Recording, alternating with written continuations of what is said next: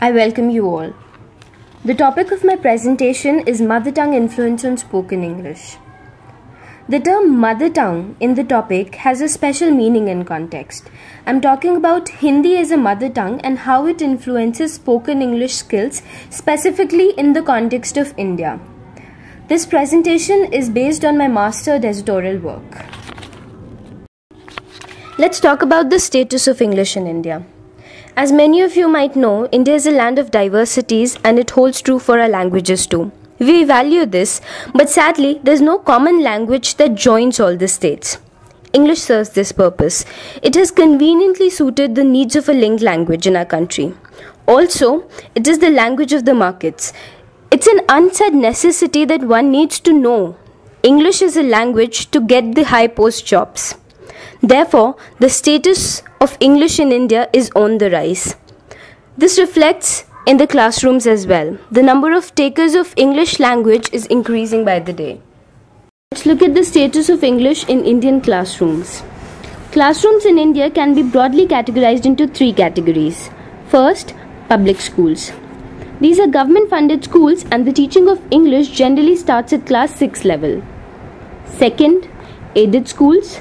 These schools are jointly funded by government and private bodies. The teaching of English in these schools may start from class 1 or kindergarten level. And thirdly, private schools. These schools are solely owned by private bodies and the teaching of English definitely starts at kindergarten level. Second language skills in public schools generally tends to lack due to unavailability of resources and the age of learners. The initial age of interaction is 11 years in class 6. The learners are past the critical period of language learning by this time. The scenario, however, is changing in urban cities. Some government schools in urban cities have begun to start language teaching from the kindergarten level. Pronunciation forms a major part of spoken skill. Pronunciation in itself is an amalgamation of many skills. One needs to know both the phonetics and phonology of a language to be able to speak it properly. This study focuses on one specific area of pronunciation, sounds, specifically consonantal sounds.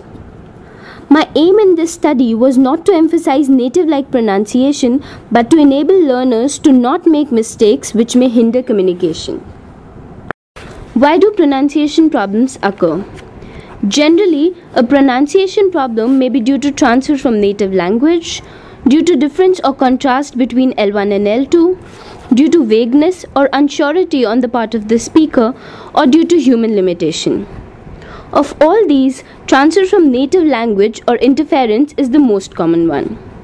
In the context of India, there are two other factors which contribute to a problem in pronunciation. Firstly, the amount of attention given to development of spoken skill. In an average Indian classroom, reading and writing are the focus areas. It is generally assumed that the learners will pick up the skill from other classroom activities and instruction, therefore not much attention is given to development of pronunciation skill. Second, the age of the learner. L2 learning starts late. By this time, a learner is past the critical period of language learning. The problem of pronunciation is not very grave until it hinders meaning making. For instance, in the case of minimal pairs, one sound out of place may alter the meaning of the entire sentence. If we look at the given words, we can see why it is essential to be able to pronounce words accurately.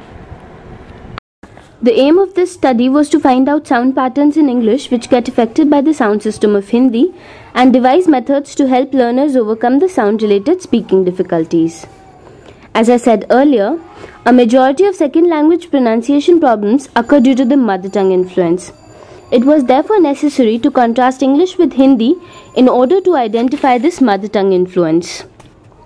Some of the major problems that could be seen outright were: first, Hindi is highly phonetic, that is, the words are pronounced in the same way as they're written. New words, therefore, can be reliably predicted in Hindi. This is in strong contrast to English, as the same letters may have various realizations when used in speech. It is one of the reasons why Hindi learners struggle with English spelling. Secondly, the two languages have different sound sets.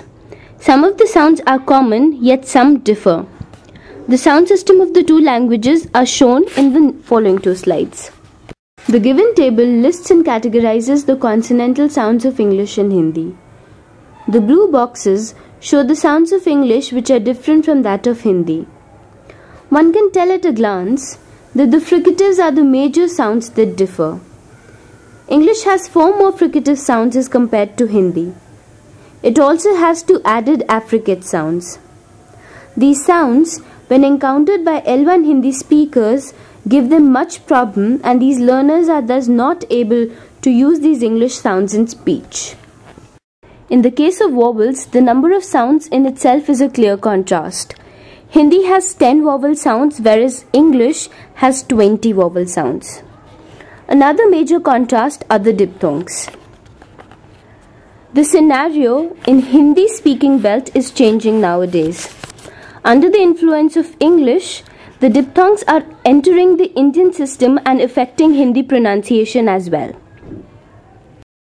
O'Connor identifies the problem areas of English as a second language which the native speakers of various languages face. For the speakers of Hindi, he identifies around 17 sounds or errors which the speakers of Hindi might find troublesome. Of all the problem areas identified, not all are a threat to meaning making. Those relevant to this study are listed here. With this background, I would now like to talk a little about instrumentation. The focus of the study was to identify the problem areas and provide remedial measures. 3 types of tools were constructed to this purpose. First, questionnaire. A questionnaire was constructed to find out the status of English pronunciation in the language usage patterns. The tool also helped estimate the problem areas of pronunciation. Second, a pretest tool. A test tool was constructed to hypothesize and pinpoint the problem areas in sounds and areas of pronunciation. The tool aimed at finding out the sounds that were most problematic for the sample group. The same tool was reused for the post-test. And third, an activity bank. A bank comprising of 50 activities was created with the aim of helping learners improve their English pronunciation. Various books, standard and local games such as simple card games and hide and seek, puzzles, quiz, and others became the source and inspiration for the various activities in this bank. The activities contained guided, controlled, and free tasks. Samples from each type of activity are given in the next few slides. The target sounds for these activities were the problematic fricative sounds. The name of this activity is Categorize. It's a controlled task wherein the learners basically have to identify, pronounce, relate, and categorize words on the basis of their sounds. The words used for this activity are given here.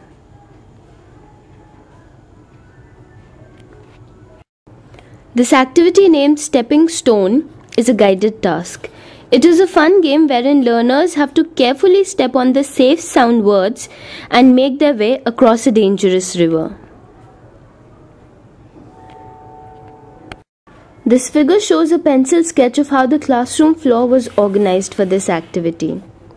The words given here are those which were used in the activity.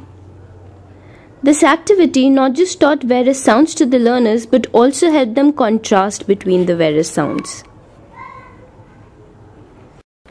Based on the game of Snake and Ladders, this activity was a free task. A modified board game based on sounds was created and given to the class to play with. The learners had to do peer learning while playing this game. They were challenged to get their sounds right in order to win the game. This was the game board used in the actual class. The learners had to identify all the sounds and reach their specific sound while playing the game. This was a challenging task for them also because only the underlined sounds formed a part of the solution while so many others were mere distractors.